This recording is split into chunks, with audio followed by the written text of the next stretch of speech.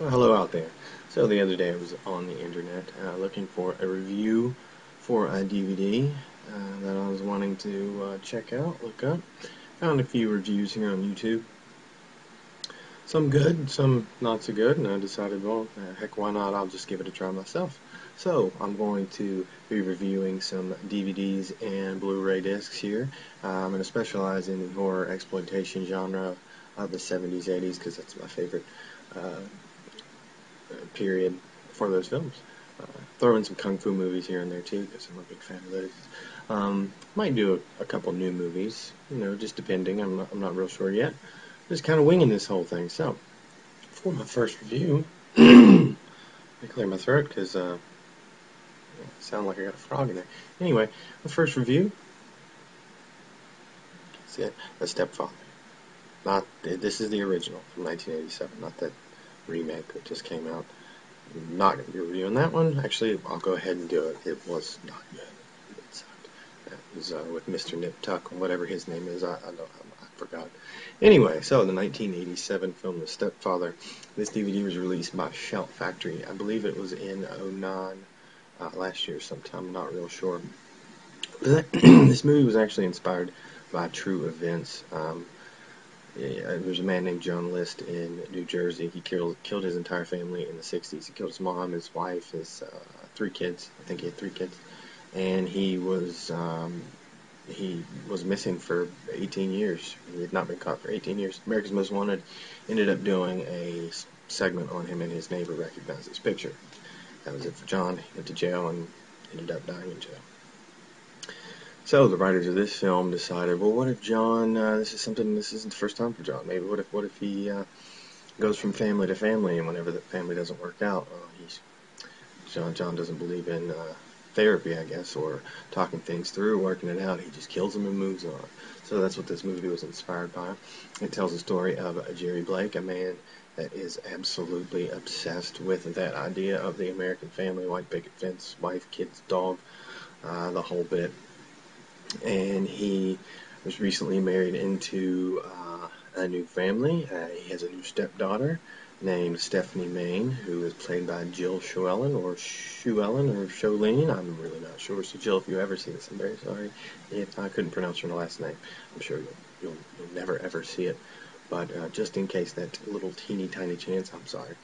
Um, and Stephanie can tell that there's something not quite right with her new stepfather Jerry, and she delves into his past, and of course we find out that yes, Jerry is a bit disturbed. And what happens in horror movies when people start pilfering around in other people's past, especially the disturbed ones, well, mayhem ensues. And that's what happened with this one. Now, I'd of course heard of this movie before I watched it for the first time. Um, I was actually expecting your 80s cheesy slasher movie. That's not what I got at all, and that's not a bad thing. Um, this is definitely more of a thriller suspense movie with some horror elements thrown in there. It's definitely carried by the performances. Terry O'Quinn, who plays Jerry Blake, is definitely carries this movie. He delivers an absolute chilling performance, especially in the scene where he delivers this line. That's probably my favorite part of the movie there. Not a whole lot of gore going on in this film.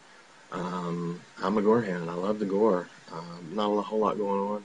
There is a small set piece in the beginning that has some bloodletting. Well, not actual bloodletting. We missed that part. We just kind of see the aftermath.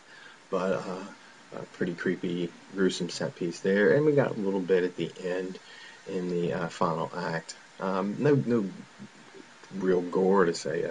There's not intestines flying around the room or anything, but we do have a few stabbings and stuff like that.